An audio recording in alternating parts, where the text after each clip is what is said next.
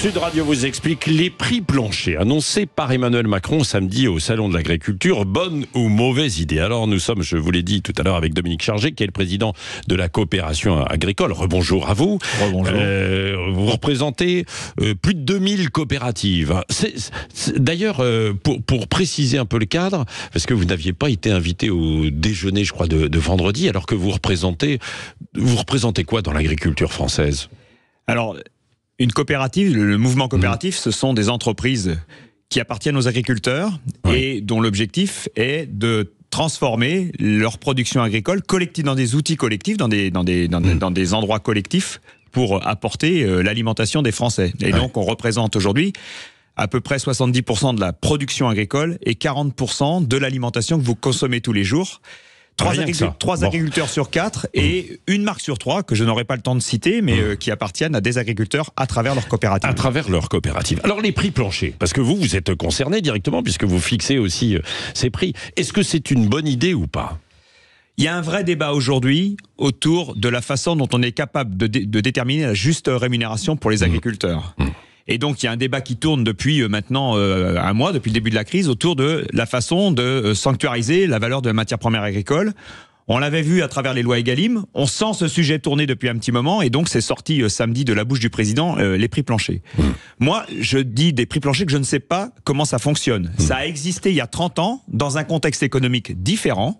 C'est-à-dire que c'était des prix définis par Bruxelles et régulés. C'est-à-dire que Bruxelles faisait fonctionner des outils d'intervention, ce qu'on appelle des outils d'intervention qui permettaient de garantir ce prix. Donc moi, quand on me dit prix plancher, ma première question, c'est qui garantit ce prix?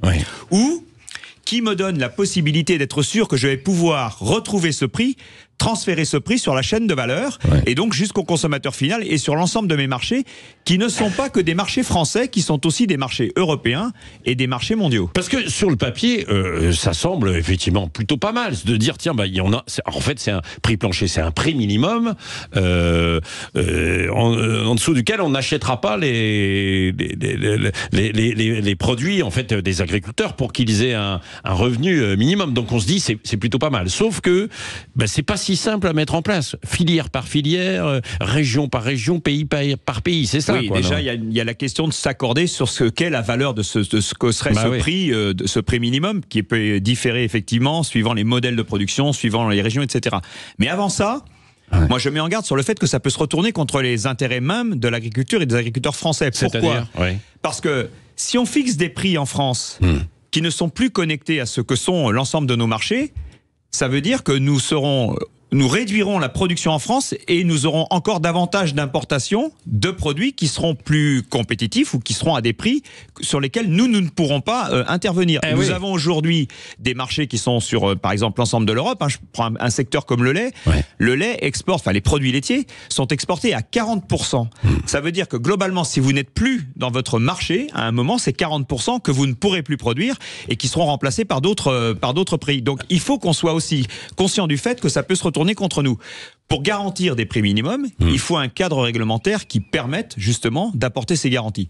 Si on doit aller vers ces prix minimums, ce que je ne pense pas, puisque le Premier ministre a dit hier soir que ça n'était ni l'URSS ni le Far West, ça veut dire on va devoir travailler autour de la question des coûts de production et comment est-ce qu'on est en capacité de conduire ces coûts de production le plus loin sur la chaîne alimentaire. C'est-à-dire qu'on n'a pas le même coût de production selon qu'on soit finalement dans une grosse exploitation, je sais pas moi, dans le centre de la France et une plus petite dans les Pyrénées, ou qu'on n'a pas le même coût de production aussi entre une exploitation moyenne française et puis une exploitation polonaise. Non, mais il y a effectivement la question de la moyenne, comment on détermine ce prix. Mais moi, je pense qu'avant ça, le constat qui est fait aujourd'hui, c'est qu'il y a nécessité de mieux rémunérer, de faire en sorte que les agriculteurs vivent mieux de leur métier, qu'ils aient un revenu qui soit meilleur que celui qu'ils ont aujourd'hui.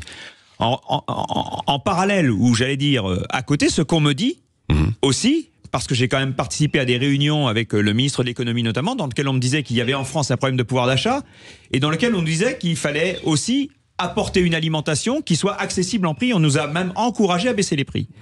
Donc on a au milieu de tout ça un carcan réglementaire qui empêche les agriculteurs français de pouvoir produire dans de bonnes conditions et éventuellement d'être compétitifs sur les marchés. Je prends un exemple. Nous avons fait la montée en gamme depuis 2017 dans un certain nombre de productions. C'est-à-dire nous avons développé les productions sous signe de qualité. Avec l'inflation, on a vu les Français déconsommer, c'est-à-dire ne plus consommer ces produits bio et ces produits labels. Ce qui veut dire qu'aujourd'hui, nos produits, nos exploitations ne peuvent plus produire. Nos ateliers de production sont vides en bio et en label, et on importe des poulets ukrainiens. La question qu'il faut se poser, c'est comment est-ce qu'on est capable de pouvoir aujourd'hui reconquérir quelque part ces parts de marché sur lesquelles nous ne sommes plus positionnés et qui correspondent pourtant à ce que les Français veulent consommer. C'est ça notre problème, et c'est là-dessus qu'il faut travailler. Les solutions, elles sont autour de la façon dont on dessert le carcan administratif et le carcan réglementaire qui empêche les agriculteurs français de pouvoir produire et être compétitifs sur les marchés. Vous le voyez puisque vous êtes vous-même agriculteur et puis vous discutez avec beaucoup d'agriculteurs, mais c'est vrai qu'ils n'en peuvent plus, ça, de ces problèmes, de ce carcan administratif, de devoir remplir des feuilles et des feuilles en permanence pour tout, et parfois avec tout et son contraire, c'est-à-dire ça change d'une année sur l'autre, quoi. Mais c'est surtout aussi d'être mis en concurrence déloyale, d'être mis en distorsion de concurrence, c'est-à-dire d'avoir des interdictions de production en France,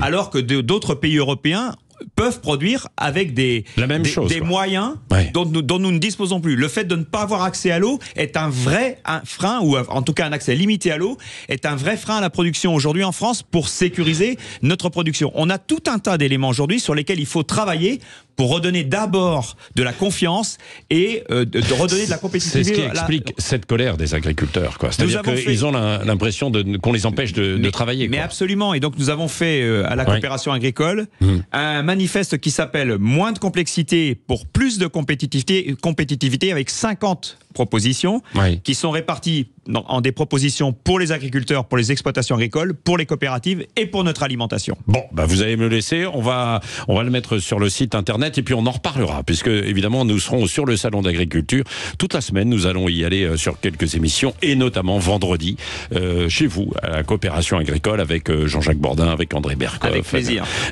Nous y serons pour venir sur tous ces sujets. Dans un instant, c'est Guy Carlier. Prix plancher ou pas avec Guy Carlier, ça c'est un autre sujet.